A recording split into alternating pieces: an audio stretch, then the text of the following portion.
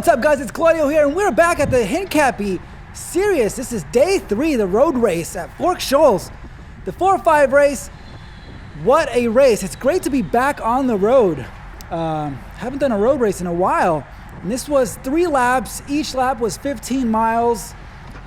And it was a big field, like 70-something people. Let's take a look at the stats really quick. Average speed, 24.1. And normalized power, 234. And so I started towards the back, like the last 20% of the field. And the whole time I was just trying to move up, but they were really strict about the center line. Like you couldn't cross that double yellow. So you pretty much could ride like 3 wide, 3, maybe 4. It was kind of sketchy though. You're gonna see here, it's a lot of yo-yoing up and down the field in the back. There's just a lot of braking. Look at this guy, he had to go over the yellow. You're gonna see the motorcycle was enforcing it. He's getting yelled at. Check it out. Every time the motorcycle would come and yell at the guy. I think they even pulled people out and made them go to the back of the group. Something like that, I don't know. But the whole time, the first 2 laps of this race, I was sitting in towards the back, trying to move up. I mean, I thought it would be easy to move up, but it was not at all. There were like 3 to 4 lanes, 3 mostly, and it's like every time that you got on one of the lanes, you saw the other lane move. It's kind of like at the grocery store where you're at the cashier and then you switch lanes and then the other one goes really fast and yours goes slow. It was kind of like that the whole time. And I'm trying to figure out who to follow, who's like a strong wheel. But at the back, again, it's really surgy, a lot of braking, a lot of not knowing, like a lot of insecurity in the back. And I didn't like that at all. I just didn't like the feeling. It wasn't smooth. You're gonna see some of these climbs that go up to 4 or 5%. They are hills, nothing big. By the way, let me show you the map real quick. The elevation, I think the total gain was like 800 feet. Nothing, it's not a climbing race, it's a rolling hills race. But the hills would, if somebody attacked up the hills, it's gonna put a dent in your legs for sure. And I felt like, a couple times I was kind of in the red. Just like getting gapped. And closing gaps. Oh, and also the rumor is that George Hincapie was actually at this race, like in our 4-5 field riding with us, because apparently he was coaching some people or something like that. That's what I heard. I didn't spot him at all. I looked at the video, I couldn't find him. But let me know if you spotted him. George Hincapie was with Lance Armstrong back in the days at the Tour de France, so he was like the number one, like domestique rider for the team there with Lance. So big deal, this guy was in there with us. Apparently, coming out of the corners, we had to sprint. It was like full on sprint to hang on, just so you don't get dropped. You're gonna see the rear view camera a little bit later. But I mean, you had to get in the draft and not eat wind, because this could really kill you. This was how people were getting dropped out of these corners, and you just had to hammer it. So this race series, I've noticed a lot of things, like all these crashes and a lot of kind of sketchy riding, which I think is I kind of discovered, and people have been talking about it, that in the year 2020, so many new riders came into the scene, right? So we have beginners, like true Cat 5 beginners coming into the scene. Then you have the Cat 4 riders that were in 2019, like right at the cusp of Cat 4 and Cat 3. They never had a chance to upgrade.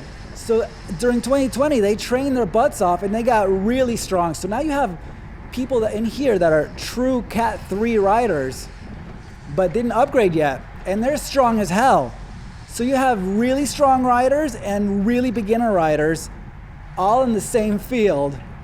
And then everybody's rusty because nobody raced in 2020, right? So that combination is causing all kinds of issues. You're gonna see here, there's this kind of yo-yoing effect. You go hard, you brake. This is 6%. We're going up this hill. And it was hard to see what was going on up ahead of you. So you kind of have to trust the wheel in front of you. And you see, you can get squeezed. Check out this guy. He got squeezed. He braked, and boom, this guy behind him couldn't hold it, and he got wiped out. So stuff like that was happening like all the time. You had to just grab a handful of brakes. You were trying to move up, but then you got squeezed out and stuff like that. I was riding in the drops and in the hoods, trying to alternate because I really like riding in the drops, but then you can't, first of all, you can't see anything, what's going up ahead of you. Let's see how we take this corner. Again, you got to sprint out of it to stay in the game. And this one's not bad. Usually people slow down like 30 seconds afterwards and it bunched up like it is right here.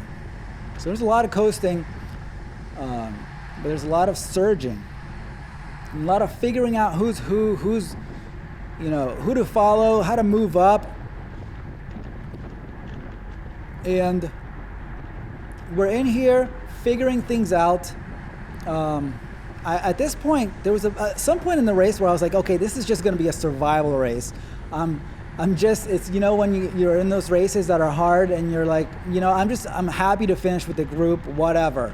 At some point I hit that mark where I was just getting like too many efforts, and the braking and all that crap was just annoying me. I was like, you know what, it's just going to be a survival race. And here we're coming out of the corner again. And then just more watts piling on. Big matches being burnt here. So this is coming in the end of the second lap. Burning matches. Although my heart rate is it's okay. Kind of sketchy there. And I haven't seen the front of the race at all. Here's final lap.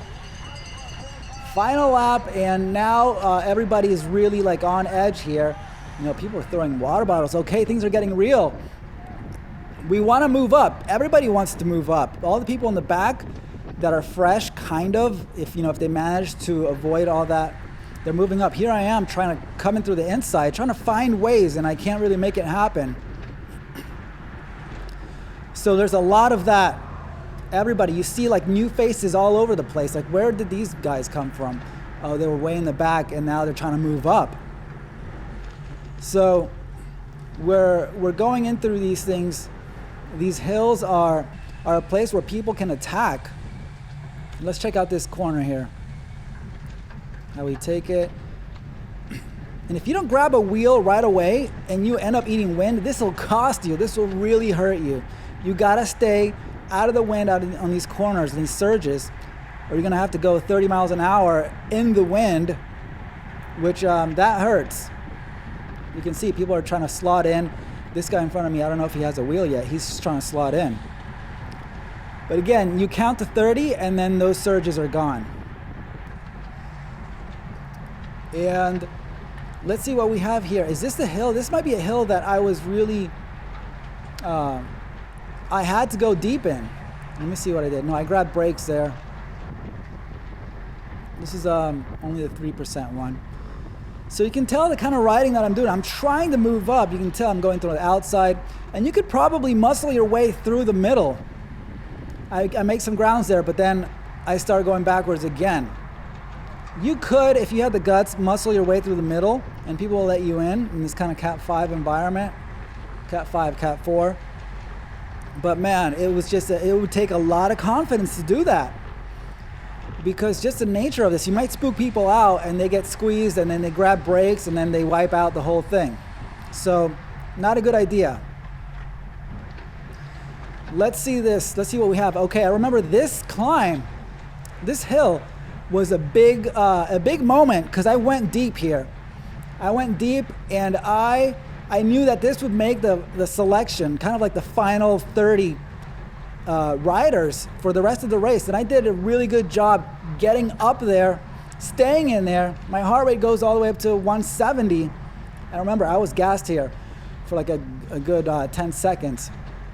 And now look at my heart rate. Look how quickly I recover, which is great. I'm so proud of this, like how easily and quickly I can recover. I'm coasting pretty much. And you saw I go from 180, now it's already down to 170, 173. And it's gonna keep dropping. And I'm moving up. Heart rate recovering and I'm moving up. This is great. This is a sign of good fitness. If you can recover like this, I mean, look at this, already down to 165 from 180, and now I'm in basically 160. 20 BPM in like 30 seconds, that's awesome. That is, man, I've come a long way in my fitness. So I had that going on. I wasn't monitoring my heart rate, but that was good. It's good to see it. And I find this wheel and I go. He wants to move up. Let's do it. I'm getting closer to the front. I'm so excited. And I kind of lose his wheel here for a second, but it's okay. I make up some ground. I'm coasting. I can see the yellow jersey up there. We're getting towards the front of the race. Let's go. And now we have this turn. Let's see what happens here on the turn. Ugh, I brake. I must have braked. I lost 2 positions there. That was really ugly. You gotta have that confidence. Just don't brake. I could have snuck in there and kept that wheel. But no problem. Here comes another one. And I hop on. This guy's motivated. And I'm right there. And he takes me up. Takes me all the way, pretty much all the way up. And I'm so excited about this. I'm so hyped. He's still moving up. He's still fighting. There's a little bit of elbowing here. Okay. And I keep pushing. Boom. There I am. Top 5, top 4. And that's the front of the race. Man, I can't believe I made it up here. It was such a struggle. I was so excited to make it up here. I was like, oh my God, I can't believe it. I was so happy. I was so hyped. I don't care what happens next. I just made it to the front of the race with 4 or 5 miles left. And I'm cruising up there. There's the leader. And we are up there. I'm like third wheel. This is great. This is really good. I can see what's happening. I felt really comfortable. And now I'm kind of like second wheel, which is I'm not necessarily, I don't want to do that. It's kind of a little too close to the front. But it's okay. I'm monitoring things. And here's a yellow. I don't necessarily need to be second wheel, so I'm just telling him, go ahead, grab it. And I think he's going to slot in there. And this guy was riding in the front the whole race. Like, geez, you got to be pretty strong. And so we have the yellow jersey. We got some strong guys. We got some teams behind us. You can see them right there, the pinks, and then the other ones in the white. And things are about to get dicey. Everybody's kind of on edge. They know that the race is coming to an end, and we're not going terribly fast. So you're going to see something. Yeah, this is the time when people are going to attack. Things are going to get animated. There's no break up the road. It's going to possibly come down to a field sprint. You can see people are looking over the shoulders. And there's this gap to our right. And I'm thinking of kind of closing it. Every now and then I'm looking and I'm trying to, maybe we should close it down, but I don't want to lose the wheel, right? So I'm conscious of that. What to do? What do we do here? And they're also looking around. And there's a yellow kind of closing it. You see, he's kind of keeping it in line. And that's smart. And then he moves back to the inside. And we leave that gap open there. So moving forward, 20 miles an hour. This is kind of a recipe for an attack. We're going downhill here for a second. But you can see everybody's up to, they're all scheming. The team behind us, they're starting to scheme up something. And I wonder what will happen. This is really an edgy moment. I'm going this slow. And you can see this white team here with the blue, starts to move up. They're up to no good. We're looking. And what happens? Boom, they go. And I don't know why both of them went. I don't know the strategy. And then the third one went. So I don't get that, but okay. And so we're up to 31 miles an hour. Now we're racing. This feels like, okay, let's go. Let's go. I'm holding this wheel. I gotta hold it, like there's no question about it. I'm doing whatever it takes. And this guy's kind of fighting to slot in, and things are getting fast. And now they're bunching up, they're slowing down. That's it for that attack. And we're holding on, and here what happens? Boom! Man, I hit that pavement, and we got trampled by everyone. That was awful. I can't begin to tell you what that felt like. It happened so fast. It was incredibly fast. And here we're pausing. I could have gone left, but I was already skidding. I locked my wheels. I had no control. Game over. There's me. Hello. And that hurt, guys. Let's look at the rear view. I like how this guy's like, nope, I'm out of there. And then we have this guy who's like, oh, I'm screwed. Bam. We got the yellow jersey already kissing the dirt. And I rolled my ankle there. Ouch. People go flying. I mean, it's all over. It's so intense. People are screaming. It's bad. And there's what's left of it. A little bit of road rash. And there's my bike. Let's take a look at the damage. So we have broken front derailleur, $280. Bent disc rotor, $60. Rear tire, $56. I broke also the front shifter. This is the Ultegra Di2. So those things are expensive. I just glued it though. It would have been like another $250. And I have a big gash on my saddle. I don't know what I'm going to do about that for now, but I'm leaving it. That saddle's like $200. But anyways, at least $400 of damage. The frame luckily was okay. The wheels were okay. Handlebars, everything okay. So actually got off pretty okay. No broken bones, nothing. Just a little bit of a sprained ankle. This guy's bleeding. He had stitches, man. He had it bad, but he was in good spirits. Oh well, I'm gonna go left, and well, I break just enough to whoever. And that's it, guys. Today is Tuesday, and I'm racing today. I'm back. I feel good. I'm going to be racing tonight. Follow me on Instagram if you want to follow any of my updates as I go through the Hincapie Series. Thank you so much for watching, everyone. I'll see you on the next one, and I'll leave you with my final words as I was rolling away from the crash. Peace. All right. First big crash in the books. Man, that was some scary shit. I went down. I don't know what happened. It was like 3 bikes in front of me that started it. And then everybody ran over me. And that was the worst part. I would have been fine. But it's just the pile up behind me. They got me. Look at my handlebars.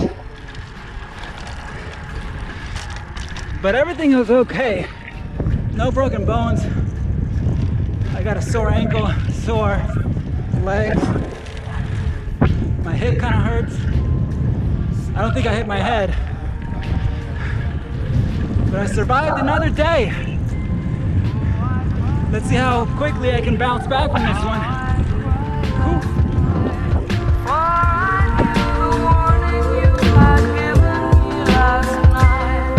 Now